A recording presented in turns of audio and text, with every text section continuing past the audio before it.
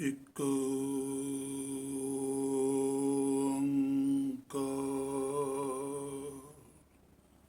ਸਤਿਗੁਰ ਪ੍ਰਸਾਦਿ।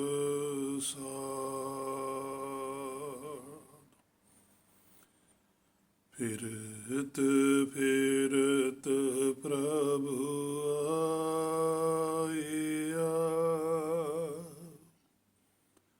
ਪਰਿਆ ਤਉ ਸਰਨਾ।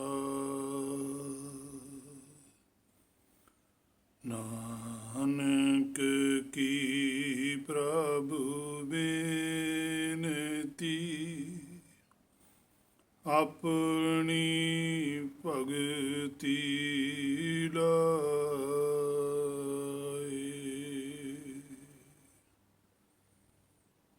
ਸਮਰੱਥ ਗੁਰੂ ਸਿਰ ਹੱਥ ਧਰਿਓ। ਗੁਰ ਕੀਨੀ ਕਿਰਪਾ ਹਰ ਨਾਮ ਦਿਓ।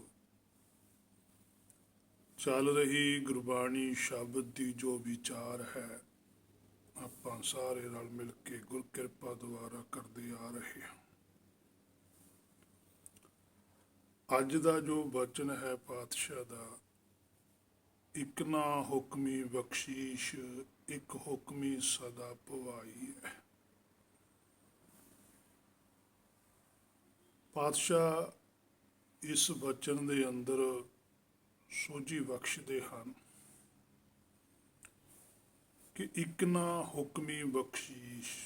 ਇੱਕ ਜੀਵ ਐਸੇ ਹਨ ਇਸ ਭਵ ਸਾਗਰ ਦੇ ਅੰਦਰ ਜੋ ਹੁਕਮ ਦੇ ਵਿੱਚ ਆਪਣਾ ਜੋ ਜੀਵਨ ਹੈ ਉਹ ਬਤੀਤ ਕਰਦੇ ਹੈ। ਉਹਨਾਂ ਹੁਕਮੀਆਂ ਦੇ ਉੱਪਰ ਬਖਸ਼ਿਸ਼ ਹੈ। ਬਖਸ਼ਿਸ਼ ਕੀ ਹੈ? ਭਾਵ ਕਿ ਉਹਨਾਂ ਨੂੰ ਪੂਰਨ ਸੋਝੀ ਹੈ। ਜਿਵੇਂ ਪਾਤਸ਼ਾਹ ਕਹਿੰਦੇ, ਸਭਨਾ ਉੱਪਰ ਕਿਰਪਾ ਪ੍ਰਭ ਤੇਰੀ, ਕਿਸੈ ਥੋੜੀ ਕਿਸੈ ਕਨੇਰੀ। ਕਿਸੇ ਦੇ ਉੱਪਰ ਥੋੜੀ ਬਖਸ਼ਿਸ਼ ਹੈ, ਕਿਸੇ ਦੇ ਉੱਪਰ ਕਨੇਰੀ ਹੈ। ਭਾਵ ਕਿ ਕਿਸੇ ਨੂੰ ਥੋੜੀ ਸੋਝੀ ਹੈ, ਕਿਸੇ ਨੂੰ ਜ਼ਿਆਦਾ ਸੋਝੀ ਹੈ। ਜਿਵੇਂ ਥੋੜੀ ਸੋਝੀ ਹੈ, ਹੇ ਮੇਰੇ ਮਨਾ, ਇਹ ਤਾਂ ਹੁਣ ਤੈਨੂੰ ਵੀ ਪਤਾ ਹੈ ਕਿ ਇੱਥੋਂ ਨਾਲ ਕੁਛ ਨਹੀਂ ਲੈ ਕੇ ਜਾਣਾ। ਜੋ ਵੀ ਕੁਛ ਮਾਇਆ ਦਾ ਅਡੰਬਰ ਹੈ, ਜੋ ਤੂੰ ਰਚਦਾ ਹੈ, ਜੋ ਤੂੰ ਇਹਨੂੰ ਸੰਗ੍ਰਹਿ ਕਰਦਾ ਹੈ, ਉਹ ਸਾਰਾ ਇੱਕ ਦਿਨ ਇੱਥੇ ਛੱਡ ਕੇ ਜਾਣਾ। ਸੋ ਜਿਹੜੀ ਅਸਲ ਬਖਸ਼ਿਸ਼ ਹੈ, ਅਸਲ ਪ੍ਰਾਪਤੀ ਹੈ, ਉਹਦੀ ਤੈਨੂੰ ਸੋਝੀ ਨਹੀਂ। ਜਿਨ੍ਹਾਂ ਉੱਪਰ ਘਨੇਰੀ ਹੈ, ਉਹਨਾਂ ਨੂੰ ਪਤਾ ਹੈ ਕਿ ਨਾਲ ਕੀ ਜਾਂਦਾ ਹੈ, ਜਾ ਕੇ ਕਿੱਥੇ ਵਸਣਾ ਹੈ, ਕਿਸ ਤਰ੍ਹਾਂ ਦਾ ਦੇਸ਼ ਹੈ, ਕਿਸ ਤਰ੍ਹਾਂ ਦੀ ਖੁਰਾਕ ਹੈ। ਹਰ ਇੱਕ ਵਸਤੂ ਦੀ ਉਹਨਾਂ ਨੂੰ ਪੂਰੀ ਸੋਝੀ ਹੈ। ਇਸੇ ਕਰਕੇ ਉਹ ਇਸ ਭਵ ਸਾਗਰ ਦੇ ਅੰਦਰ ਕਿਸੇ ਵੀ ਚੀਜ਼ ਨੂੰ ਇਕੱਠਾ ਨਹੀਂ ਕਰਦੇ ਤੇ ਕਿਸੇ ਵੀ ਚੀਜ਼ ਦਾ ਦਾਅਵਾ ਨਹੀਂ ਕਰਦੇ। ਉਹ ਹਰ ਵੇਲੇ ਉਸ ਹੁਕਮ ਵਿੱਚ ਰਹਿਣਾ ਚਾਹੁੰਦੇ ਹੈ। ਵੱਡੀ ਗੱਲ, ਕਿਉਂਕਿ ਬਖਸ਼ਿਸ਼ ਵੀ ਵੱਡੀ ਹੈ।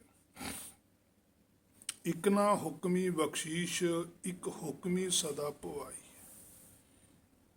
ਐਸੇ ਬਥੇਰੇ ਜੀਵ ਹਨ ਜਿਹੜੇ ਉਹ ਵੀ ਹੁਕਮੀ ਨੇ, ਪਰ ਸਦਾ ਭਵਾਈ ਹੈ। ਉਹ ਪਾਉਂਦੇ ਰਹਿੰਦੇ, ਉਹ ਭਵ ਸਾਗਰ ਦੇ ਅੰਦਰ ਹੀ ਗੇੜਾ ਦਿੰਦੇ। ਉਹਨਾਂ ਦਾ ਆਪਣਾ ਹੁਕਮ ਹੁੰਦਾ। ਉਹ ਵੀ ਕਹਿੰਦੇ ਅਸੀਂ ਵੀ ਹੁਕਮ 'ਚ ਹੀ ਕਰਦੇ ਹਾਂ, ਅਸੀਂ ਕਿਹੜਾ ਹੁਕਮ ਤੋਂ ਬਾਹਰ ਕਰਦੇ। ਜਦੋਂ ਤੁਸੀਂ ਕਹਿੰਦੇ ਹੋ ਕਿ ਸਾਰਾ ਕੁਝ ਉਹਦੇ ਹੁਕਮ 'ਚ ਹੋ ਰਿਹਾ, ਫਿਰ ਅਸੀਂ ਵੀ ਹੁਕਮ 'ਚ ਹੀ ਕਰਦੇ। ਸੋ ਇਸੇ ਕਰਕੇ ਹੀ ਉਹਨਾਂ ਨੂੰ ਭਵ ਸਾਗਰ ਦੇ ਵਿੱਚ ਗੇੜਾ ਦੇਣਾ ਪੈਂਦਾ ਹੈ, ਕਿਉਂਕਿ ਉਹਨਾਂ ਕੋਲ ਹੁਕਮ ਬਾਰੇ ਪੂਰਨ ਸੋਝੀ ਨਹੀਂ, ਪੂਰੀ ਬਖਸ਼ੀਸ਼ ਨਹੀਂ। ਜਿੰਨਾ ਚਿਰ ਪੂਰੀ ਸੋਝੀ ਨਹੀਂ ਆਉਂਦੀ, ਉਨਾ ਚਿਰ ਹੁਕਮ ਦਾ ਵੀ ਨਹੀਂ ਪਤਾ ਲੱਗਦਾ ਕਿ ਹੁਕਮ ਕਿਸ ਤਰ੍ਹਾਂ ਵਰਤ ਰਿਹਾ, ਕਿਹੜਾ ਹੁਕਮ। ਕਿਉਂਕਿ ਜੀਵ ਨੂੰ ਆਪਣੇ ਹੁਕਮ ਬਾਰੇ ਨਹੀਂ ਪਤਾ, ਕਿਉਂਕਿ ਜੀਵ ਦੀ ਆਪਣੀ ਇੱਛਾ ਵੀ ਹੈ। ਜਿਵੇਂ ਪਾਤਸ਼ਾਹ ਕਹਿੰਦੇ ਆ, ਪਾਏ ਕੁਹਾੜਾ ਮਾਰਿਆ ਗਾਫਲ ਆਪਣੇ ਹੱਥ। ਇਹਨੇ ਆਪਣੀ ਸੋਚ ਵੀ ਪੈਦਾ ਕੀਤੀ। ਹੁਕਮ ਕੀਏ ਮਨ ਭਾਮੰਦੇ, ਰਾਹ ਭੀੜੈ ਅੱਗੇ ਜਾਵੜਾ। ਮਨ ਭਾਉਂਦਾ ਹੁਕਮ ਹੈ, ਆਪਣਾ ਭਾਣਾ ਹੈ। ਜਿਵੇਂ ਆਪਾਂ ਕੱਲ ਵੀ ਬਚਨ ਸਾਹਿਬ ਦਾ ਵਿਚਾਰਿਆ ਸੀ ਕਿ ਆਪਣਾ ਭਾਣਾ ਜੋ ਚੱਲੇ ਭਾਈ ਵਿਛੜ ਝੋਟਾ ਖਾਏ। ਆਪਣਾ ਭਾਣਾ ਫਿਰ ਹੈ ਕੋਈ, ਸੋ ਆਪਣੀ ਇੱਛਾ ਹੈ। ਆਪਣੀ ਇੱਛਾ ਹੀ ਜੀਵ ਦਾ ਕਾਰਨ ਹੈ ਕਿ ਇਸ ਭਵ ਸਾਗਰ ਦੇ ਵਿੱਚ ਆਉਂਦਾ। ਜੇ ਜਾਣੇ ਮੈਂ ਕਿਛ ਕਰਤਾ, ਤਬ ਲਗ ਗਰਭ ਜੋਨ ਮੈਂ ਫਿਰਦਾ।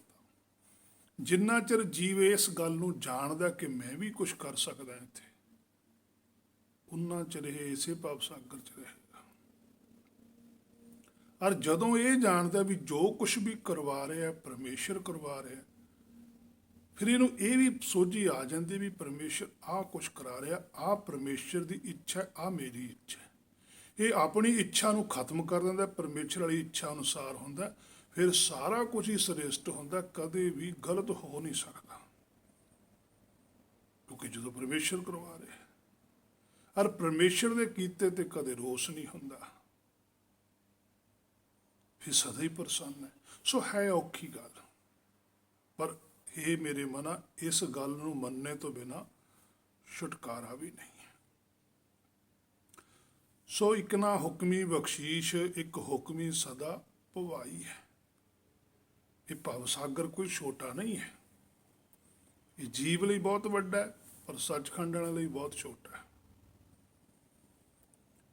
ਉਸ ਤੋਂ ਅੱਗੇ ਪਾਤਸ਼ਾਹ ਬਚਨ ਕਰਦੇ ਹੈ ਕਿ ਹੁਕਮੇ ਅੰਦਰ ਸਭ ਕੋ, ਬਾਹਰ ਹੁਕਮ ਨਾ ਕੋਈ, ਆਇਓ ਬਚਨ। ਇਹ ਗੱਲ ਠੀਕ ਹੈ, ਪਾਤਸ਼ਾਹ ਕਹਿੰਦੇ ਕਿ ਸਾਰੇ ਹੀ ਹੁਕਮ ਵਿੱਚ ਨੇ, ਕੀ ਜੜ ਕੀ ਚੇਤਨ,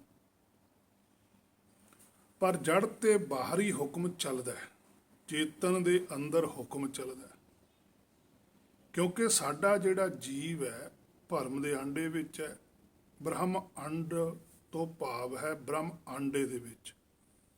ਜਿਹੜਾ ਬ੍ਰਹਮੰਡ ਸ਼ਬਦ ਹੈ ਉਹਦਾ ਭਾਵ ਹੈ ਕਿ ਬ੍ਰਹਮ ਹੈ ਜਿਹੜਾ ਉਹ ਆਂਡੇ ਦੇ ਅੰਦਰ ਹੈ, ਕਿਸੇ ਚੀਜ਼ ਦੇ ਵਿੱਚ ਬਾਉਂਡ ਹੈ, ਕੋਈ ਉਹਦੀ ਲਿਮਟ ਹੈ। ਸੋ ਇਸੇ ਕਰਕੇ ਪਾਤਸ਼ਾਹ ਦਾ ਗੁਰਬਾਣੀ 'ਚ ਵੀ ਵਚਨ ਹੈ ਕਿ ਫੂਟੋ ਆਂਡਾ ਭਰਮ ਕਾ ਮਨੇ ਭਿਆ ਪ੍ਰਕਾਸ਼।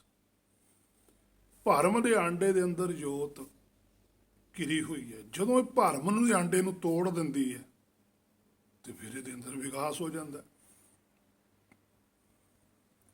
ਪਰ ਜੇ ਆਂਡਾ ਕੋਈ ਬਾਹਰੋਂ ਭੰਨ ਦੇਵੇ, ਫਿਰ ਜਿਹੜਾ ਜੀਵ ਅੰਦਰ ਹੁੰਦਾ ਮਰ ਜਾਂਦਾ, ਕਿਉਂਕਿ ਜੀਵ ਪੂਰਾ ਨਹੀਂ ਬਣਿਆ, ਅਧੂਰਾ ਹੈ। ਪਰ ਜੇ ਜੀਵ ਆਂਡੇ ਦੇ ਵਿੱਚ ਪੂਰਾ ਬਣ ਕੇ ਅੰਡੇ ਨੂੰ ਆਪ ਅੰਦਰੋਂ ਤੋੜੇ, ਫਿਰ ਉਹ ਜਿਉਂਦਾ ਹੋ ਜਾਂਦਾ ਹੈ। ਜਿਵੇਂ ਅਸੀਂ ਵੀ ਵੇਖਦੇ ਹਾਂ, ਪੰਛੀ ਨੇ, ਜਾਨਵਰ ਨੇ, ਜੀਵ ਨੇ, ਉਹਨਾਂ ਦੇ ਵਿੱਚ ਆਂਡੇ ਹੁੰਦੇ ਆ, ਆਂਡੇ ਦੇ ਅੰਦਰੋਂ ਬੱਚਾ ਜੇ ਪੈਦਾ ਹੋਵੇ ਤਾਂ ਉਹ ਆਂਡੇ ਨੂੰ ਭੰਨ ਦਿੰਦਾ ਹੈ। ਪਰ ਜੇ ਆਂਡਾ ਬਾਹਰੋਂ ਭੰਨ ਦੇਵੇ ਜਾਂ ਉਹ 'ਚ ਗਲੀ ਕਰਦੀ, ਉਹ 'ਚ ਮਾੜੀ ਜਿਹੀ ਹਵਾ ਚਲੇ, ਉਹ ਗਲ ਜਾਂਦਾ ਹੈ। ਇਸੇ ਤਰ੍ਹਾਂ ਹੀ ਆਹ ਜਿਹੜਾ ਸਰੀਰ ਹੈ ਵੀ ਇੱਕ ਆਂਡਾ ਹੀ ਹੈ, ਇਹਦੇ ਅੰਦਰ ਜੋਤ ਹੈ। ਜੋਤ ਭਰਮ ਨੇ ਘੇਰੀ, ਕਿਉਂਕਿ ਸਰੀਰ ਕਰਕੇ ਭਰਮ ਹੈ ਵੀ ਮੈਂ ਪਤਾ ਨਹੀਂ ਕੀ ਹੈ। ਇਹਨੂੰ ਜਦੋਂ ਬਾਹਰੋਂ ਤੋੜ ਕੇ ਕੱਢਦੇ ਹੋ, ਜਿੰਦਨ ਮਾਣੀ ਕੱਢੀ ਹੈ, ਹੱਡਾਂ ਕੋ ਕੜਕਾਏ, ਫਿਰ ਉਹ ਤੋੜਦੇ ਆ, ਫਿਰ ਇਹ ਗਲ ਜਾਂਦਾ। ਹਰ ਵਿਸਰ ਤੇਰੇ ਗੁਣ ਗਲੇ ਵਾਲੀ ਗੱਲ ਇਹਦੇ ਨਾਲ ਹੀ ਚਲੀ ਜਾਂਦੀ। ਪਰ ਜਦੋਂ ਇਹ ਖੁਦ ਸੁਗਿਆਨ ਲੈਂਦਾ, ਅੰਦਰੋਂ ਬੈਠਾ ਸੁਗਿਆਨ ਲੈ ਕੇ ਆ ਸਰੀਰ ਨੂੰ ਤੋੜਦਾ, ਇਹਨੂੰ ਛੱਡਦਾ ਸਰੀਰ ਨੂੰ। ਰਾਮ ਰਤਨ ਤੋਂ ਪਾਈਐ ਪਹਿਲੇ ਤਜੈ ਸਰੀਰ, ਫਿਰ ਇਹਨੂੰ ਪੂਰੀ ਸੋਝੀ ਆਉਂਦੀ ਹੈ। ਬਾਹਰ ਆ ਕੇ ਸ੍ਰਿਸ਼ਟੀ ਤੋਂ, ਜੀਵ ਨੂੰ ਆਂਡੇ ਚੋਂ ਬਾਹਰ ਆ ਕੇ ਸਾਰਾ ਕੁਝ ਦਿਖਦਾ। ਇਸੇ ਤਰ੍ਹਾਂ ਹੀ ਜਿਹੜੀ ਸਾਡੇ ਅੰਦਰ ਜੋਤ ਹੈ, ਜਦੋਂ ਇਹ ਜਿਉਂਦੇ ਸਰੀਰ ਦੇ ਵਿੱਚੋਂ ਹੀ ਸਰੀਰ ਨੂੰ ਤੋੜ ਦਿੰਦੀ ਹੈ, ਭਾਵ ਕਿ ਇਹਨੂੰ ਸੋਝੀ ਆ ਜਾਂਦੀ ਹੈ, ਭਰਮ ਦਾ ਅੰਡਾ ਭੰਨ ਦਿੰਦੀ ਹੈ, ਫਿਰ ਇਹਨੂੰ ਤਿੰਨੇ ਲੋਕ ਤੇ ਬਾਅਦ ਚੌਥਾ ਲੋਕ ਸੱਚਖੰਡ ਦ੍ਰਿਸ਼ਟੀ ਚ ਆਉਂਦਾ, ਉਹਨਾਂ ਚਿਰ ਨਹੀਂ ਆਉਂਦਾ। ਸੋ ਜੀਵ ਅੰਦਰੋਂ ਪੂਰਾ ਹੋ ਕੇ ਆਂਡਾ ਭੰਨੇ ਤਾਂ ਫਿਰ ਬਾਹਰ ਹੈ ਜਿਹੜਾ ਉਹਨੂੰ ਦਿਸਦਾ ਹੈ। ਪਰ ਜੇ ਕੋਈ ਬਾਹਰੋਂ ਆਂਡਾ ਭੰਨ ਦੇਵੇ, ਫਿਰ ਜੀਵ ਖਤਮ ਹੋ ਜਾਂਦਾ, ਭਾਵ ਕਿ ਉਹ ਉਵੇਂ ਭਰਮ 'ਚ ਚਲਾ ਜਾਂਦਾ, ਪਰ ਅਧੂਰਾ ਰਹਿੰਦਾ, ਪੂਰਾ ਨਹੀਂ ਰਹਿੰਦਾ। ਜਿਵੇਂ ਸੁੱਤੇ ਪਏ ਨੂੰ ਚੱਕ ਕੇ ਕਿਸੇ ਦੂਜੇ ਕਮਰੇ 'ਚ ਲੈ ਜਾਈਏ ਤਾਂ ਉਹਨੂੰ ਇਹ ਨਹੀਂ ਪਤਾ ਵੀ ਰਸਤੇ 'ਚ ਮੇਰੇ ਨਾਲ ਕੀ ਹੋਇਆ, ਪਰ ਜਦੋਂ ਜਾਗਦਾ ਜਾਊ ਫਿਰ ਉਹਨੂੰ ਸਾਰਾ ਦਿਸੂਗਾ। ਸੋ ਹੁਕਮੇ ਅੰਦਰ ਸਭ ਕੋ ਬਾਹਰ ਹੁਕਮ ਨਾ ਕੋਈ। ਪਾਤਸ਼ਾਹ ਕਹਿੰਦੇ ਗੱਲ ਠੀਕ ਹੈ ਕਿ ਸਾਰਾ ਕੁਛ ਹੀ ਉਹਦੇ ਹੁਕਮ 'ਚ ਹੈ, ਹੁਕਮ ਚੋਂ ਬਾਹਰ ਕੁਛ ਨਹੀਂ ਹੈ। ਕਿਉਂਕਿ ਆ ਜਿੰਨੀ ਸ੍ਰਿਸ਼ਟੀ ਹੈ ਇਹ ਸਾਰੀ ਉਸ ਭਵ ਸਾਗਰ ਸੁਖ ਸਾਗਰ ਦੇ ਅੰਦਰ ਹੈ। ਭਵ ਸਾਗਰ ਸੁਖ ਸਾਗਰ ਮਾਂ ਹੈ, ਉਹਦੇ ਵਿੱਚ ਹੈ। ਜਿਵੇਂ ਇੱਕ ਜੇਲ੍ਹ ਹੈ, ਜੇਲ੍ਹ ਸਾਡੇ ਸ਼ਹਿਰ ਦੇ ਅੰਦਰ ਹੈ, ਪਰ ਜੇਲ੍ਹ ਦੇ ਵਿੱਚ ਰਹਿਣ ਵਾਲੇ ਜਿਹੜੇ ਵਿਅਕਤੀ ਨੇ ਉਹ ਵੀ ਤਾਂ ਸੋਚਦੇ ਨੇ ਕੁਛ, ਉਹ ਵੀ ਤਾਂ ਕੁਛ ਕਰਨ ਦਾ ਐਫਰਟ ਕਰਦੇ ਆ, ਕੋਸ਼ਿਸ਼ਾਂ ਕਰਦੇ। ਇਸੇ ਤਰ੍ਹਾਂ ਅਸੀਂ ਵੀ ਜੀਵ ਆ, ਅਸੀਂ ਵੀ ਇੱਕ ਜੇਲ੍ਹ ਦੇ ਅੰਦਰ ਆ, ਅਸੀਂ ਵੀ ਸੋਚੀ ਜਾਂਦੇ, ਅਸੀਂ ਵੀ ਕੁਛ ਕਰਦੇ। ਪਰ ਜਿਹੜਾ ਕੈਦੀ ਸਰਕਾਰ ਦੇ ਨਿਯਮਾਂ ਨੂੰ ਮੰਨਦਾ ਚਲਾ ਜਾਂਦਾ ਹੈ, ਉਹਦੇ ਅਨੁਸਾਰ ਚੱਲਦਾ, ਉਹ ਛੁੱਟ ਜਾਂਦਾ। ਸਹੀ ਆਪਣਾ ਕਰੈਕਟਰ ਰੱਖੇ, ਸਹੀ ਆਚਰਣ ਹੋਵੇ, ਉਹ ਸਜ਼ਾ ਤੋਂ ਪਹਿਲਾਂ ਵੀ ਛੁੱਟ ਜਾਂਦਾ। ਇਸੇ ਤਰ੍ਹਾਂ ਹੀ ਅਸੀਂ ਵੀ ਜੇ ਸਹੀ ਹੁਕਮ 'ਚ ਚੱਲੀਏ ਤਾਂ ਅਸੀਂ ਛੇਤੀ ਇਸ ਭਾਵ ਸਾਗਰ 'ਚੋਂ ਨਿਕਲ ਜਾਵਾਂਗੇ। ਪਰ ਜੇ ਅਸੀਂ ਕੋਈ ਬੰਦਾ ਜੇਲ੍ਹ 'ਚ ਰਹਿ ਕੇ ਵੀ ਗਲਤੀਆਂ ਕਰੀ ਚੱਲੇ, ਫਿਰ ਉਹਦੀ ਸਜ਼ਾ ਵੀ ਡਬਲ ਹੁੰਦੀ ਚਲੇ ਜਾਂਦੀ ਹੈ। ਹੇ ਮੇਰੇ ਮਨਾ, ਜੇ ਤੂੰ ਇਸ ਭਾਵ ਸਾਗਰ ਵਿੱਚ ਰਹਿ ਕੇ ਹੁਕਮ ਦਾ ਹੀ ਵਿਰੋਧ ਕਰੀ ਗਿਆ, ਹੁਕਮ ਤੋਂ ਹੀ ਉਲਟ ਚੱਲੀ ਗਿਆ, ਫਿਰ ਤੂੰ ਵੀ ਸਜ਼ਾ ਵਧਾਵੇਂਗਾ ਹੀ, ਘਟਣੀ ਨਹੀਂ ਹੈ। ਸੋ ਹੁਕਮੇ ਅੰਦਰ ਸਭ ਕੋ ਬਾਹਰ ਹੁਕਮ ਨਾ ਕੋਏ। ਉਸ ਤੋਂ ਅੱਗੇ ਜਿਹੜਾ ਪਾਤਸ਼ਾਹ ਬਚਨ ਕਰਦੇ ਆ ਉਹ ਬੜਾ ਬਾਕਮਾਲ ਹੈ। ਕਹਿੰਦੇ ਨਾਨਕ ਹੁਕਮੈ ਜੇ ਬੁੱਝੈ ਤਾਂ ਹਉਮੈ ਕਹਿਣਾ। ਨਾਨਕ ਜੀ ਕਹਿੰਦੇ ਪਰਮੇਸ਼ਰ ਨੇ ਮੈਨੂੰ ਹੁਕਮ ਦਿੱਤਾ ਕਿ ਹੁਕਮ ਹੈ ਜੇ ਬੁੱਝੈ ਤਾਂ, ਵੀ ਜੇ ਕੋਈ ਹੁਕਮ ਨੂੰ ਬੁੱਝ ਲਵੇ, ਜਿੰਨਾ ਚਿਰ ਹੁਕਮ ਬੁੱਝਿਆ ਨਹੀਂ ਜਾਂਦਾ ਉਹਨਾਂ ਚਿਰ ਹਉ ਤੇ ਮੈਂ ਖਤਮ ਨਹੀਂ ਹੁੰਦੀ। ਕਿਹਾ ਹੀ ਨਹੀਂ ਜਾ ਸਕਦਾ ਕਿ ਇਹਦੇ ਅੰਦਰੋਂ ਹਉਮੈ ਖਤਮ ਹੋ ਗਈ। ਹਉਮੈ ਖਤਮ ਹੋਣ ਦੀ ਇੱਕੋ ਹੀ ਇੱਕ ਨਿਸ਼ਾਨੀ ਹੈ ਕਿ ਜਿਹਦੇ ਕੋਲ ਹੁਕਮ ਦੀ ਸੋਝੀ ਹੈ। ਜਿਹਨੇ ਹੁਕਮ ਬੁੱਝ ਲਿਆ ਉਹਦੇ ਅੰਦਰ ਹਉਮੈ ਨਹੀਂ ਰਹਿੰਦੀ। ਹਉਮੈ ਕੀ ਹੈ? ਹਉ ਵਿੱਚ ਜੀਵ ਆਉਂਦਾ, ਹਉ ਵਿੱਚ ਜੰਮਿਆ, ਹਉ ਵਿੱਚ ਮੂਆ, ਹਉ ਵਿੱਚ ਦਿੱਤਾ, ਹਉ ਵਿੱਚ ਲਿਆ। ਆਸਾ ਕੀ ਵਾਰ 'ਚ ਪੂਰਾ ਪਾਤਸ਼ਾਹ ਨੇ ਵਿਆਖਿਆਨ ਕੀਤਾ ਹੋਇਆ।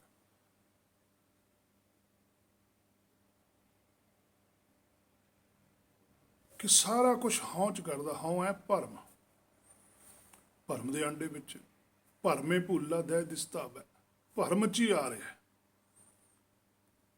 ਜਦੋਂ ਇਹਨੂੰ ਮਨੁੱਖਾ ਤਨ ਮਿਲਦਾ, ਇੱਥੇ ਆ ਕੇ ਇਹਦੇ ਕੋਲ ਇੱਕ ਨਵੀਂ ਚੀਜ਼ ਹੋਰ ਪੈਦਾ ਹੁੰਦੀ ਹੈ, ਉਹ ਹੈ ਮੈਂ। ਇਹ ਦੋ ਚੀਜ਼ਾਂ ਦਾ ਸੰਧੀ ਛੇਦ ਹੋ ਜਾਂਦਾ, ਹਉ ਮੈਂ। ਜਿਵੇਂ ਇੱਕ ਬਿਮਾਰੀ ਹੈ, ਇੱਕ ਇਨਫੈਕਸ਼ਨ ਹੋ ਜਾਵੇ, ਮੈਂ ਇਨਫੈਕਸ਼ਨ ਹੋਈ ਮਾਇਆ ਨੂੰ ਦੇਖ ਕੇ, ਹਰ ਵੇਲੇ ਮੇਰੀ ਮੇਰੀ ਕਰਦਾ, ਆ ਵੀ ਮੇਰਾ, ਉਹ ਵੀ ਮੇਰਾ, ਆ ਵੀ ਮੇਰਾ, ਉਹ ਵੀ ਮੇਰਾ। ਪਰ ਜਦ ਕਿ ਜਿਹੜਾ ਕੁਛ ਇਹਦਾ ਹੈ ਉਹਦੇ ਨੂੰ ਚੇਤਾ ਹੀ ਨਹੀਂ ਕਿ ਉਹ ਕੀ ਹੈ। ਨਾਨਕ ਹੁਕਮ ਹੈ ਜੇ ਬੁੱਝੈ ਤਾਂ, ਪਾਤਸ਼ਾਹ ਕਹਿੰਦੇ ਜੇ ਕੋਈ ਹੁਕਮ ਨੂੰ ਬੁੱਝ ਲਵੇ ਤਾਂ ਹਉਮੈ ਕਹੇ ਨਾ ਕੋਏ। ਫਿਰ ਉਹਦੇ ਅੰਦਰ ਹਉਮੈ ਨਹੀਂ ਹੋ ਸਕਦੀ, ਹੰਕਾਰ ਨਹੀਂ ਹੋ ਸਕਦਾ। ਪਰ ਇਹ ਹੁਣ ਗੱਲ ਨੂੰ ਬੁੱਝਣਾ ਬੜਾ ਔਖਾ ਹੈ। ਪਰ ਇਹ ਮੇਰੇ ਮਨਾ, ਇਸ ਨੂੰ ਬੁੱਝੇ ਬਿਨਾ ਛੁਟਕਾਰਾ ਵੀ ਨਹੀਂ ਹੈ। ਜਿਵੇਂ ਪਾਤਸ਼ਾਹ ਕਹਿੰਦੇ ਆ ਅੰਗ 141 ਦੇ ਉੱਪਰ, ਰੱਬ ਕੀ ਰਜਾਏ ਮੰਨੇ ਸਿਰ ਉੱਪਰ, ਕਰਤਾ ਮੰਨੇ ਆਪ ਖਵਾਵੈ। ਕਹਿੰਦੇ ਰੱਬ ਕੀ ਰਜਾਏ ਮੰਨੇ ਸਿਰ ਉੱਪਰ। ਜੇ ਜੀਵ ਜਿਹੜੇ ਰੱਬ ਦੀ ਰਜਾ ਹੈ, ਰੱਬ ਦਾ ਹੁਕਮ ਹੈ, ਉਹਨੂੰ ਸਿਰ ਦੇ ਉੱਪਰ ਮੰਨ ਲਵੇ, ਭਾਵ ਕਿ ਆਪਣੀ ਬੁੱਧੀ ਦੇ ਉੱਪਰ ਮੰਨੇ। ਪ੍ਰਭ ਜੀ ਬਸੈ ਸਾਧ ਕੀ ਰਸਨਾ। ਜਿਹੜਾ ਪ੍ਰਭ ਜੀ ਹੈ ਉਹਦਾ ਜਿਹੜਾ ਹੁਕਮ ਹੈ ਉਹ ਸਾਧ ਦੀ ਰਸਨਾ ਦੇ ਉੱਪਰ, ਰਸਨਾ ਹੁੰਦੀ ਹੈ ਬੁੱਧੀ। ਜੀਵ ਦੇ ਉੱਤੇ ਚੱਲਦਾ ਉਹਦਾ ਹੁਕਮ। ਜਦੋਂ ਉਹਨੂੰ ਹੁਕਮ ਦੀ ਸੋਝੀ ਆਉਂਦੀ ਹੈ ਕਿ ਮੇਰੇ ਉੱਪਰ ਹੁਕਮ ਹੈ, ਫਿਰ ਉਹਨੂੰ ਹੁਕਮ ਦਾ ਰਸ ਵੀ ਆਉਂਦਾ। ਉਨਾ ਚਿਰ ਰਸ ਨਹੀਂ ਆਉਂਦਾ ਜਿੰਨਾ ਚਿਰ ਕੋਈ ਵਸਤੂ ਖਾਧੀ ਨਹੀਂ ਤੇ ਰਸ ਕਿਵੇਂ ਆਊਗਾ। ਕਿਸੇ ਵਸਤੂ ਦਾ ਗੁਣ ਵਾ ਵਿਸ਼ੇਸ਼ਤਾਈਆਂ ਸੁਣ ਕੇ ਉਹਦਾ ਰਸ ਨਹੀਂ ਆਉਂਦਾ ਹੁੰਦਾ। ਕਿਸੇ ਵਸਤੂ ਦੇ ਗੁਣ ਜਾਂ ਵਿਸ਼ੇਸ਼ਤਾਵਾਂ ਸੁਣ ਕੇ ਉਹਨੂੰ ਆਪ ਸਵੈਮ ਸੰਗ੍ਰਹਿ ਕਰਨਾ ਜਾਂ ਖਾ ਲੈਣ ਨਾਲ ਰਸ ਆਉਂਦਾ ਹੈ। ਹੁਕਮ ਬਾਰੇ ਸੁਣ ਲੈਣਾ ਦੇ ਨਾਲ ਹੁਕਮ ਦੀ ਸੋਝੀ ਨਹੀਂ ਆਉਂਦੀ। ਹੁਕਮ ਨੂੰ ਸਵੈਮ ਆਪਣੇ ਅੰਦਰ ਮੰਨਣ ਦਾ ਸੰਕਲਪ ਕਰ ਲੈਣਾ, ਫਿਰ ਉਹਦਾ ਪਤਾ ਲੱਗਦਾ। ਉਹਨਾਂ ਚਿਰ ਨਹੀਂ ਪਤਾ ਲੱਗਦਾ। ਤਾਂ ਪਾਤਸ਼ਾਹ ਨੇ ਲਿਖਿਆ, ਰੱਬ ਕੀ ਰਜਾਏ ਮੰਨੇ, ਹੇ ਮੇਰੇ ਮਨਾ ਜੇ ਤੂੰ ਮੰਨ ਲਵੇਂ। ਔਰ ਮੰਨਣਾ ਕਿੱਥੇ ਹੈ? ਸਿਰ ਉੱਪਰ, ਆਪਣੀ ਬੁੱਧੀ ਦੇ ਉੱਤੇ ਉਹਨੂੰ ਮੰਨੇ। ਕਰ ਮੰਨਣਾ ਕੀ ਹੈ? ਕਰਤਾ ਮੰਨੇ, ਕਿ ਤੂੰ ਹੀ ਸਭ ਕੁਝ ਕਰਾ ਰਿਹਾ। ਭਾਵੇਂ ਦਿਸਦਾ ਕਰਦਾ ਮੈਂ ਹੀ ਆ ਸੰਸਾਰ 'ਚ, ਪਰ ਕਰਾ ਤੂੰ ਰਿਹਾ। ਕਰਨਾ ਤਾਂ ਹੁਣ ਜੀਵ ਨਹੀਂ ਹੈ, ਪਰ ਕਰਵਾ ਹੋ ਰਿਹਾ। ਆਪ ਗਵਾਵਾ, ਕਹਿੰਦੇ ਆਪਣਾ ਆਪ ਗਵਾਉਣਾ ਪੈਂਦਾ। ਜਿੰਨਾ ਚਿਰ ਆਪਣਾ ਆਪਾ ਨਹੀਂ ਗਵਾਇਆ ਜਾਂਦਾ, ਉਨਾ ਚਿਰ ਉਹ ਉੱਪਰ ਨਹੀਂ ਆਉਂਦਾ। ਉਹ ਤਾਂ ਹੀ ਉੱਪਰ ਆਊਗਾ ਜੇ ਆਪਾ ਗਵਾਊਗਾ, ਜੇ ਉਹਦੇ ਤੇ ਭਰੋਸਾ ਕਰੂਗਾ। ਮੈਂ ਸਭ ਕੁਝ ਛੋੜ ਤੂੰ ਹੀ ਤੇ ਆਇਆ, ਸਾਰਾ ਕੁਛ ਛੱਡਣਾ ਪਊਗਾ। ਸਮਰੱਥ ਗੁਰੂ ਸਿਰ ਹੱਥ ਧਰਿਓ। ਫਿਰ ਜਿਹੜਾ ਗੁਰੂ ਹੈ, ਸਮਰੱਥ ਹੈ, ਪਰਮੇਸ਼ਰ ਹੈ, ਹੁਕਮ ਹੈ, ਉਹ ਆਪਣਾ ਭੇਜਦਾ ਹੁਕਮ। ਫਿਰ ਹੁਕਮ ਦੀ ਪੂਰੀ ਸੋਝੀ ਆਉਂਦੀ ਹੈ। ਹੱਥ ਹੁਣ ਵੀ ਉਹਦਾ ਹੀ ਹੈ, ਪਰ ਹੁਣ ਉਹਦੇ ਹੱਥ ਨੂੰ ਇਹ ਸਵੀਕਾਰ ਨਹੀਂ ਕਰਦਾ ਕਿ ਮੇਰੇ ਉੱਪਰ ਪਰਮੇਸ਼ਰ ਦਾ ਹੱਥ। ਕਹਿੰਦਾ ਜ਼ਰੂਰ ਹੈ, ਪਰ ਕਹਿੰਦਾ ਵੀ ਅਗਿਆਨਤਾ ਦੇ ਪਾਸ ਹੈ। ਜਿਵੇਂ ਹੇ ਮੇਰੇ ਤੇ ਮਨਾ, ਤੂੰ ਵੀ ਤਾਂ ਇਹੀ ਗੱਲ ਕਹਿਣਾ ਵੀ ਰੱਬ ਦੀ ਕਿਰਪਾ ਹੈ, ਬਸ ਮਿਹਰ ਆ ਉਹਦੀ। ਇਹ ਅਗਿਆਨਤਾ 'ਚ ਸ਼ਬਦ ਵਰਤਿਆ ਜਾ ਰਿਹਾ, ਗਿਆਨ ਨਾਲ ਨਹੀਂ ਵਰਤਿਆ ਜਾ ਰਿਹਾ। ਜੇ ਪੁੱਛ ਲਵੇ ਵੀ ਕੀ ਮਿਹਰ ਹੈ, ਪਰਿਵਾਰ ਸੁਖੀ ਹੈ, ਕੋਈ ਸਰੀਰ ਨੂੰ ਬਿਮਾਰੀ ਨਹੀਂ, 4 ਪੈਸੇ ਹੈਗੇ, ਦੇਣਾ ਕਿਸੇ ਦਾ ਕੁਛ ਨਹੀਂ, ਲੋਕ ਇੱਜ਼ਤ ਕਰਦੇ ਆ। ਇਹਨੂੰ ਇਹ ਮਹਿਸੂਸ ਹੋ ਰਿਹਾ ਵੀ ਸ਼ਾਇਦ ਇਹ ਰੱਬ ਦੀ ਕਿਰਪਾ। ਇਹ ਰੱਬ ਦੀ ਕਿਰਪਾ ਨਹੀਂ ਹੈ, ਇਹ ਭਰਮ ਦਾ ਜਾਲ ਹੈ। ਇਸ ਜਾਲ ਚੋਂ ਤਾਂ ਨਿਕਲਣਾ। ਇਸ ਜਾਲ ਨੂੰ ਨਿਕਲਣ ਤੋਂ ਬਿਨਾਂ ਭਰਮ ਦੀ ਕਿਰਪਾ, ਪਰਮੇਸ਼ਰ ਦੀ ਕਿਰਪਾ ਬਾਰੇ ਸੋਚੀ ਨਹੀਂ ਆ ਸਕਦੀ। ਆਂਡੇ ਚੋਂ ਬਾਹਰ ਨਿਕਲ ਕੇ ਕੁਝ ਦਿਸਣਾ। ਜੇ ਕੋਈ ਆਂਡੇ ਦੇ ਵਿੱਚ ਜੀਵ ਹੈ, ਉਹਨੂੰ ਦੱਸੀ ਚੱਲੇ ਵੀ ਐਂ ਹੁੰਦਾ ਬਾਹਰ, ਇਸ ਤਰ੍ਹਾਂ ਹੁੰਦਾ, ਇਸ ਤਰ੍ਹਾਂ ਹੁੰਦਾ, ਉਹ ਸੁਣ ਰਿਹਾ ਪਰ ਉਹਨੂੰ ਦਿਸਦਾ ਕੁਝ ਨਹੀਂ ਰਿਹਾ। ਪਰ ਜਦੋਂ ਆਂਡਾ ਤੋੜ ਕੇ ਬਾਹਰ ਆਊ, ਫੇਰ ਪਤਾ ਲੱਗਣਾ। ਇਸੇ ਤਰ੍ਹਾਂ ਹੈ ਮੇਰੇ ਮਨ, ਇਹ ਤਾਂ ਹੁਣ ਤੂੰ ਮੰਨੀ ਜਾ ਰਿਹਾ ਵੀ ਬੜੀ ਕਿਰਪਾ ਹੈ, ਪਰਿਵਾਰ ਬੜਾ ਵਧੀਆ, ਜ਼ਮੀਨ ਹੈ, ਪੈਸਾ ਕੋਲ ਹੈ, ਸੁੱਖ ਸਹੂਲਤਾਂ, ਲੋਕ ਸਲਾਮ ਕਰਦੇ ਆ, ਬੜੀ ਕਿਰਪਾ ਹੈ, ਬੜੀ ਮਿਹਰ ਹੈ। ਇਹ ਤਾਂ ਜਦੋਂ ਇਹਦੇ ਵਿੱਚੋਂ ਬਾਹਰ ਨਿਕਲੇਗਾ ਫੇਰ ਪਤਾ ਲੱਗਣਾ ਮਿਹਰ ਕੀ ਹੁੰਦੀ ਹੈ। ਮਿਹਰ ਕੀ ਹੈ? ਗੁਰੂ ਗ੍ਰੰਥ ਸਾਹਿਬ ਜੀ ਕੀ ਕਹਿੰਦੇ? ਸਭਨਾ ਜਿਸਨੋਂ ਤੇਰੀ ਮਿਹਰ ਸੋ ਤੇਰੀ ਬੰਦਗੀ। ਉਹ ਬੰਦਗੀ ਹੈ, ਉਹ ਮਿਹਰ ਹੈ ਜਿਹੜਾ ਉਹਦੇ ਭਾਣੇ ਵਿੱਚ ਰਹਿੰਦਾ, ਜਿਹੜਾ ਉਹਦੀ ਰਜ਼ਾ ਵਿੱਚ ਰਹਿੰਦਾ। ਬੰਦਗੀ ਹੁੰਦੀ ਹੈ ਕਿਸੇ ਦੇ ਅਧੀਨ ਹੋ ਕੇ ਚੱਲਣਾ, ਔਰ ਪ੍ਰਸੰਨ ਹੋ ਕੇ ਚੱਲਣਾ, ਖੁਸ਼ ਹੋ ਕੇ ਚੱਲਣਾ, ਚਾਕਰ ਬਣ ਕੇ ਰਹਿਣਾ, ਦਾਸ ਬਣ ਕੇ ਰਹਿਣਾ, ਮਾੜੀ ਜੀ ਵੀ ਹੋਂਦ ਨਹੀਂ ਪ੍ਰਗਟ ਕਰਨੀ। ਉਹ ਹੈ, ਉਹ ਨਜ਼ਰ ਨਹੀਂ ਹੈ। ਤੋ ਨਾਨਕ ਸਰਬ ਜੀਆਂ ਮਿਹਰਮਤ ਹੋਏ ਤਾਂ ਮੁਸਲਮਾਨ ਕਹਾਵੇ।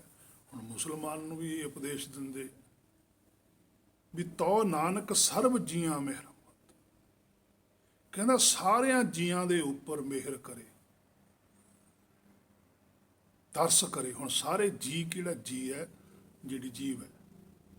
ਅਸੀਂ ਬਾਹਰਲੇ ਸਰੀਰ ਨੂੰ ਜੀ ਕਹਿੰਦੇ ਹਾਂ, ਬਾਹਰਲਾ ਸਰੀਰ ਜੰਤ ਹੈ। ਅੰਦਰ ਜੀ ਹੈ ਜਿਹੜਾ ਚੇਤਨ ਬ੍ਰਹਮ ਹੈ, ਉਹ ਤੇ ਜੀ ਕਰਨਾ। ਦਇਆ ਜਾਣੇ ਜੀ ਕੀ, ਕਿਛ ਪੁੰਨ ਦਾਨ ਕਰੇ। ਹੁਣ ਦਇਆ ਤਾਂ ਜੀ ਤੇ ਕਰਨੀ ਸੀ, ਅਸੀਂ ਸਰੀਰ ਤੇ ਦਇਆ ਕਰਦੇ ਹਾਂ। ਕਿਸੇ ਭੁੱਖੇ ਨੂੰ ਰੋਟੀ ਖਿਲਾਤੀ ਜੀ, ਪੁੰਨ ਬਣ ਗਏ। ਇਹ ਪੁੰਨ ਨਹੀਂ ਹੈ, ਇਹ ਤਾਂ ਉਹਦੇ ਭਾਗ 'ਚ ਪਰਮੇਸ਼ਰ ਨੇ ਲਿਖਿਆ ਹੋਇਆ। ਇਹ ਤਾਂ ਉਹਨੂੰ ਦੇਣਾ ਹੀ ਦੇਣਾ, ਤੇਰੇ ਥਰੂ ਦੇਤਾ। ਕਿਸੇ ਦੇ ਜੀ ਨੂੰ ਦਾਨ ਦੇ ਦੇਣਾ। ਦਾਨ ਕੀ ਹੈ? ਉਹਨੂੰ ਜੀ ਨੂੰ ਉਹਦੀ ਸੋਝੀ ਕਰਾ ਦੇਣੀ ਵੀ ਤੂੰ ਕੀ ਹੈ। ਉਹ ਦਰਗਾਹ 'ਚ ਦਾਨ ਹੈ, ਸੰਸਾਰ 'ਚ ਦਾਨ ਹੋਰ ਹੈ। ਸੋ ਸਾਰਾ ਕੁਝ ਸੰਸਾਰ ਦਾ ਤੇ ਦਰਗਾਹ ਦਾ ਬਹੁਤ ਫਰਕ ਹੈ। ਤਾਂ ਪਾਤਸ਼ਾਹ ਨੇ ਇੱਥੇ ਲਿਖਿਆ, ਕਹਿੰਦੇ ਤੋ ਨਾਨਕ ਸਰਬ ਜੀਆਂ ਮੇਰਮ। ਨਾਨਕ ਜੀ ਕਹਿੰਦੇ ਉਹ ਤਾਂ ਸਾਰਿਆਂ ਜੀਵਾਂ ਦੇ ਉੱਪਰ ਹੀ ਮਿਹਰ ਕਰਦਾ ਹੈ, ਸਭ ਨੂੰ ਹੀ ਸੋਝੀ ਦਿੰਦਾ, ਸਭ ਨੂੰ ਹੀ ਦੱਸਦਾ ਵੀ ਤੂੰ ਜੋਤ ਸਰੂਪ ਹੈ। ਪਰ ਜੀ ਉਹਦੀ ਗੱਲ ਨਹੀਂ ਮੰਨਦੇ। ਕਹਿੰਦੇ ਹੋਏ ਜੇ ਉਸ ਗੱਲ ਦੀ ਜਿਹੜੀ ਉਹਦੀ ਮਿਹਰ ਹੈ ਉਹਦੇ ਵੱਲ ਨੂੰ ਜੀਵ ਹੋ ਜਾਵੇ ਤਾਂ ਮੁਸਲਮਾਨ ਕਹਾਵਾ। ਕਹਿੰਦੇ ਉਹ ਮੁਸਲਮਾਨ ਕਹਾਉਂਦਾ, ਉਹਨੂੰ ਮੁਸਲਮਾਨ ਦਰਗਾਹ 'ਚ ਮੰਨਿਆ ਜਾਂਦਾ ਵੀ ਆਹ ਹੈ ਮੁਸਲਮਾਨ। ਪਰ ਮੁਸਲਮਾਨ ਕਹਾਵਣ ਮੁਸ਼ਕਲ ਜੇ ਕੋ ਮੁਸਲਮਾਨ ਕਹਾਏ, ਬਹੁਤ ਔਖਾ ਮੁਸਲਮਾਨ ਵੀ ਕਹਾਉਣਾ। ਪਰ ਹੁਣ ਸਾਡੇ ਮੁਸਲਮਾਨ ਸਰੀਰ ਨਾਲ ਸੰਬੰਧਿਤ ਨੇ, ਸਾਡੇ ਸਿੱਖ ਵੀ ਸਰੀਰ ਨਾਲ ਸੰਬੰਧਿਤ ਨੇ, ਸਾਡੇ ਹਿੰਦੂ ਵੀ ਸਰੀਰ ਨੂੰ ਹੀ ਮੰਨਦੇ ਨੇ, ਜਦ ਕਿ ਗੁਰਬਾਣੀ ਵਾ ਸੱਚਖੰਡ ਪਰਮੇਸ਼ਰ ਜੋਤ ਨੂੰ ਮੰਨਦਾ। ਸਾਰਾ ਕੁਝ ਜੋਤ ਨੂੰ ਹੀ ਮੁਸਲਮਾਨ ਮੰਨਦਾ, ਜੋਤ ਨੂੰ ਹੀ ਸਿੱਖ, ਜੋਤ ਨੂੰ ਹੀ ਈਸਾਈ, ਜੋਤ ਨੂੰ ਹੀ ਹਿੰਦੂ। ਜਿਹਦੇ ਕੋਲ ਨਿਰਾ ਹੀ ਭਰਮ ਹੈ ਉਹ ਹਿੰਦੂ ਹੈ, ਜਿਹਦੇ ਕੋਲ ਥੋੜਾ ਬਹੁਤਾ ਭਰਮ ਹੈ, ਥੋੜਾ ਬਹੁਤਾ ਸੱਚ ਹੈ, ਉਹ ਤੁਰਕੂ ਹੈ। ਤੇ ਜਿਹਦੇ ਕੋਲ ਭੋਰਾ ਵੀ ਭਰਮ ਨਹੀਂ ਉਹ ਸਿੱਖ ਹੈ, ਜਿਹੜਾ ਸਾਰਾ ਹੀ ਭਰਮ ਗਵਾਈ ਬੈਠਾ, ਸ਼ੁੱਧ ਸਰੂਪ ਹੈ ਉਹ ਸਿੱਖ ਹੈ। ਸੋ ਇੱਥੋਂ ਇਹ ਗੱਲ ਸਪਸ਼ਟ ਹੋ ਜਾਂਦੀ ਹੈ ਕਿ ਹੁਕਮ ਬੁੱਝਣਾ ਪਵੇਗਾ। ਹੁਕਮ ਬੁੱਝੇ ਤੇ ਹੀ ਹਉ ਬਾ ਭਰਮ ਮੈਂ ਬਾ ਮੇਰੀ ਖਤਮ ਹੋਵੇਗੀ। ਮੈਂ ਸਰੀਰ ਕਰਕੇ ਹੈ, ਹਉ ਵੱਡਾ ਹੋਣ ਕਰਕੇ, ਹਉ ਕਰਕੇ ਹੀ ਸੱਚਖੰਡ ਚੋਂ ਜੀਵ ਨੂੰ ਕੱਢਿਆ ਗਿਆ, ਸੋ ਮੈਂ ਕਰਕੇ ਸੰਸਾਰ ਨਾਲ ਜੁੜ ਗਿਆ। ਸੋ ਹੇ ਮੇਰੇ ਮਨਾ, ਇਹਨਾਂ ਗੱਲਾਂ ਨੂੰ ਤੈਨੂੰ ਵਿਚਾਰਨਾ ਪਵੇਗਾ, ਵਿਚਾਰ ਕੇ ਸਵੈਮ ਉਹਦੇ ਤੇ ਅਮਲ ਕਰਨਾ ਪਵੇਗਾ, ਫਿਰ ਇੱਥੋਂ ਖਹਿੜਾ ਛੁੱਟ ਸਕਦਾ। ਹੁਕਮ ਬੁੱਝਣਾ ਪੈਣਾ, ਹੁਕਮ ਬੁੱਝੇ ਤੋਂ ਬਿਨਾਂ ਭਵ ਸਾਗਰ ਚੋਂ ਪਾਰ ਨਹੀਂ ਜਾ ਸਕਦਾ। ਸੋ ਹੋਈਆਂ ਬੇਅੰਤ ਭੁੱਲਾਂ ਦੀ ਖਿਮਾ। ਇੱਥੋਂ ਤੱਕ ਕਿ ਅੱਜ ਦੀ ਵਿਚਾਰ ਜੋ ਗੁਰ ਕਿਰਪਾ ਦੁਆਰਾ ਕੀਤੀ ਗਈ ਹੈ, ਅਗਲੀ ਵਿਚਾਰ ਜੇ ਗੁਰ ਨੇ ਚਾਹਿਆ ਤਾਂ ਫਿਰ ਕੀਤੀ ਜਾਵੇਗੀ। ਵਾਹਿਗੁਰੂ ਜੀ ਕਾ ਖਾਲਸਾ, ਵਾਹਿਗੁਰੂ ਜੀ ਕੀ